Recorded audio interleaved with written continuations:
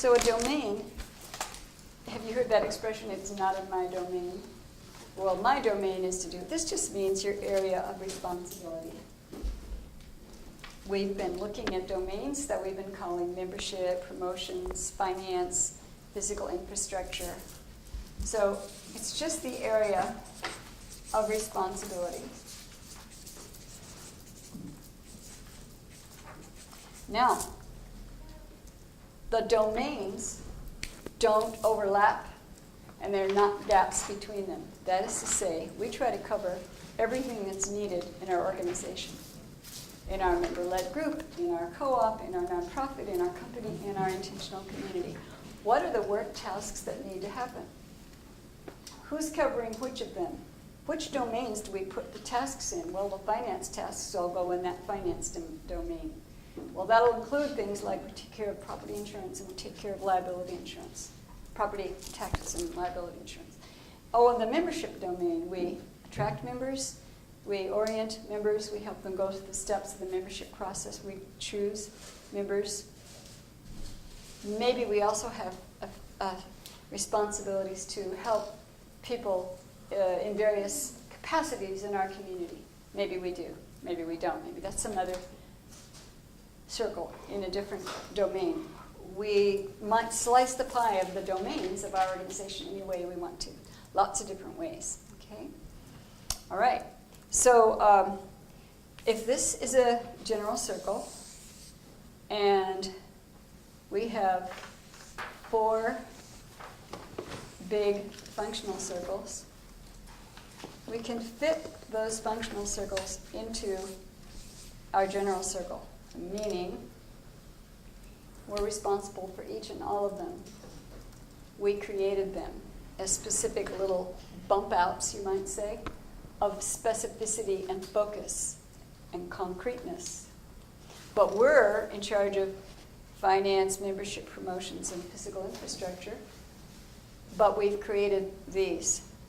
The domains, which I'm now going to make a big circle, and let's imagine we have quite a few circles. All of the circles fit into our big circle conceptually. They don't overlap, and there aren't any gaps.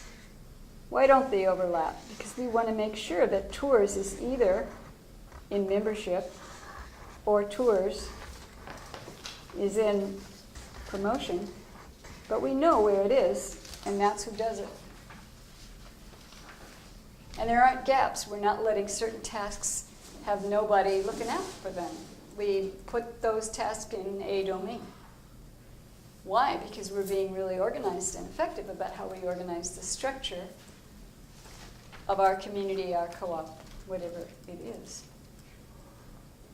So they're not really inside of our general circle, but they conceptually are. I'm making a metaphor. Do you see what I mean? Is it clear? Or is this a little weird? Because I'm making a metaphor, but I don't know how well it's working. Yeah? Yeah.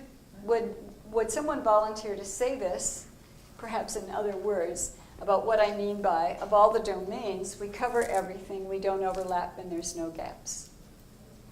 You could say that, or you could say anything you want to. You're making sure that all the tasks are accounted for, and that no 2 groups have claim of the same task, because that would obviously create conflicts and confusion, but that everything is accounted for. That's right. I like the way you say it, Sarah. Everything is accounted for. Well, every single circle has 1 or more aims. Now, this is where it gets really interesting. The aims are what we do specifically, not specific tasks, because that's not aims, that's tasks. Not specific goals, because we can start a goal, progress towards our goal, finish our goal, and when we finish the goal, it's all done. And we can have some other goals that we're working on, and then when we finish each of them, they're all done. Goals are temporal, have a beginning, middle, and end. The ongoing objectives, what we do, is goes on through time. What word did you just say? Aims are ongoing objectives. Yeah, aims are ongoing objectives. So what are aims? It's the things that we produce or provide the people we serve. Who do we serve? Well, we serve our community members or our co-op worker owners, or if we're a business, we serve the people who work here, and we serve our customers. So it's the things we produce or provide. So I'm going to make a little physical object here because produce implies physical. I'll make a little box with a ribbon on it. The things we produce for the people we serve are the services we provide. So I'll make some little wavy lines. That means services that we provide. They're not concrete or physical, but they are things. Now, we cannot deliver a vision. If you ask me, hand me your vision, I can't hand you my vision for why I do this workshop. I can't hand it to you. It's not anything you can get. The mission, how I am making that happen by basically what I'm doing now, putting on this workshop. I can't hand you an abstract thing like sociocracy workshop, but aims you can hand a person if they're physical things, and services, well, you deliver them. So let's take that word delivered. I really dislike using business terms, like deliverables. Have you heard that term? Yes. It's a little bit like metrics. At the same time, these are deliverables because I can deliver them. I can deliver you instruction, presentation, exercises, and Hobbit skits about the 7 parts of sociocracy. I can provide you that. It's kind of specific, you see? And so the aims are specific things that we produce or provide the people we serve. Who do I serve? People who would like to have information and knowledge about how to learn sociocracy and use it in their groups. It's pretty concrete. So if you'll please look in your handout booklet on page 18.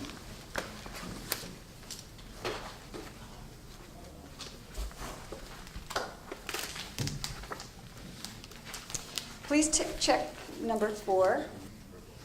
Here is the vision and mission and aims of an organization. Molly, would you be willing to read the vision in a nice loud voice? This is number 4 here, that vision. A world in which everyone has access to affordable and environmentally friendly travel options that build community and trust. Okay. Would somebody else volunteer to read in a loud voice the mission? Okay, go ahead, Paul. To be an effective ethical association responsive to the transportation needs of existing and potential members in our area, to share resources with care and respect, and to reduce greenhouse gases and air pollution in our local community, and raise local awareness of financial and environmental costs of using cars. Great. The aims of our specific organization, which is Moray Car Pool in Moray County, Northern Scotland. This is a real place. This is really what they do. Would somebody read their aims? Sure. Sarah. To provide relatively low-impact transportation by providing a variety of well-maintained, clean, affordable, fuel-efficient cars for our members. They're a co-op. They own cars. They maintain the cars, repair the cars, buy the cars, use the cars, and they do education for other people about why it's a good idea to carpool, and will you join our co-op? Okay. Their mission is abstract. Their aims are concrete. So, any questions about that?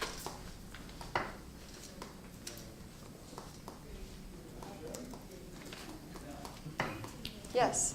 The only thing when I hear vision, mission, the third thing that I usually see is values, which I find super important. Does that come up? Is that important to you, or what's the place of values in sociocracy? Think about it. Why would this group have that vision? Why would this group have that mission? This was a question. Right. Yeah. Why would Moray Car Share, the carpool in Northern Scotland, wish to have people, let's see, what's their vision, to be in a world, this is just their part of Scotland, where everybody has access to affordable environmentally travel options. So you're saying the values are implied? The values give rise to all of this. The values is why you do it at all. So do they get explicitly stated anywhere in sociocracy? You tell me. You could if you wanted to. because Sure, you could if you you're wanted doing to. it, Right. And like if you're in a little group and like your little group is like maybe doesn't have the same values of the general meeting, but maybe it's the communications functional circle, and we value listening and kindness in our little circle. But we're upholding the values of the general circle. Well, the general circle would have the values of communication and kindness, which is why they created the communication circle. The general Right. circle created it. Right. The general circle has those values. Now, we elected people to the general circle. The general circle is representing the whole group. The whole group has those values. Right. So, where can you start? You can start by identifying your values, or you can start by identifying what it is you're doing or like to do, and then you can extrapolate your values. But your values are under all of it all the time. So, totally important. Thank you for bringing that up. But it's just exactly as Lydia says, you can make it explicit or not.